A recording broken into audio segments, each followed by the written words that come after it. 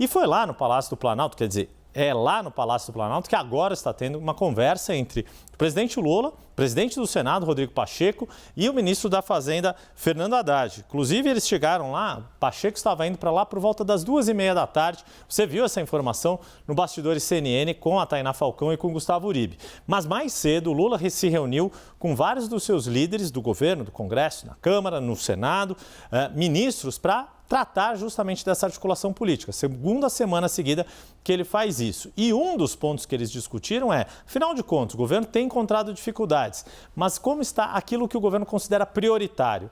Essa avaliação é a que a gente traz agora. O governo calcula que, em média, aprovou 2 projetos chamados estratégicos por mês desde o início do mandato. Mas é claro que esse desgaste na relação com o Congresso Nacional, em situações como essa MP, editada há quase uma semana, na terça-feira passada, ou, por exemplo, derrubada de vetos como das saidinhas, é claro que isso preocupa.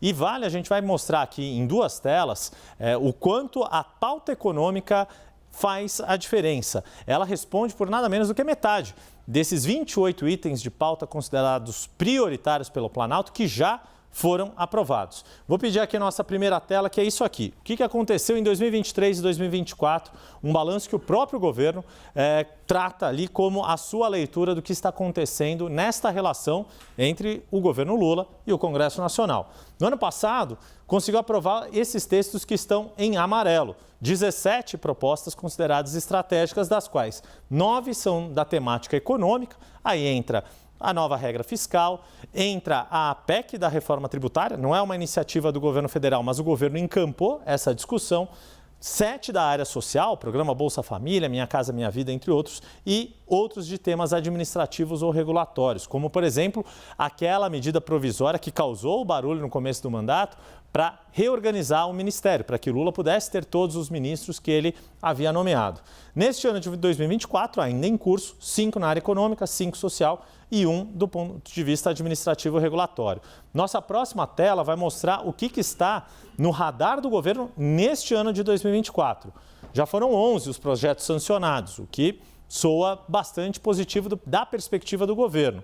10 já passaram pela Câmara, ainda precisam passar pelo Senado. 6 já passaram pelo Senado, vão ter que ser discutidos pela Câmara, ou seja, passa por uma casa, depois vai para outra. A questão é que ainda tem 25 no que eles chamam de tramitação inicial, ou seja, que ainda não passou por nenhuma das votações em plenário ou votação terminativa em comissão. Aqueles projetos que não precisam necessariamente ir para um plenário, uma comissão temática é suficiente. Só que esses 25 têm uma série de projetos bem mais polêmicos. Por exemplo, a regulamentação das plataformas digitais, que enfrenta bastante resistência no Congresso Nacional. Tem aquela discussão de criminalização, de aumentar a gravidade de crimes que tem a ver com ruptura do Estado Democrático de Direito. Tem planos regionais que ainda não avançaram. Então, para conseguir fazer com que essa pilha dos sancionados comece a avançar mais e aquela dos que ainda estão numa tramitação razoavelmente inicial consigam avançar, o governo ainda vai ter que ter muita articulação. E nisso, quais são os focos, os pontos de risco? Esta relação desgastada com o Congresso Nacional, que a gente tem tratado, o próprio calendário, ano de eleições municipais, daqui a pouco o Congresso Nacional congela as votações e só volta lá para o fim de outubro ou novembro. A própria eleição, tanto na Câmara quanto no Senado, das suas cúpulas, toda a disputa de quem o governo vai apoiar para o Senado e para a Câmara dos Deputados. E, claro, tem toda a questão do calendário de emenda.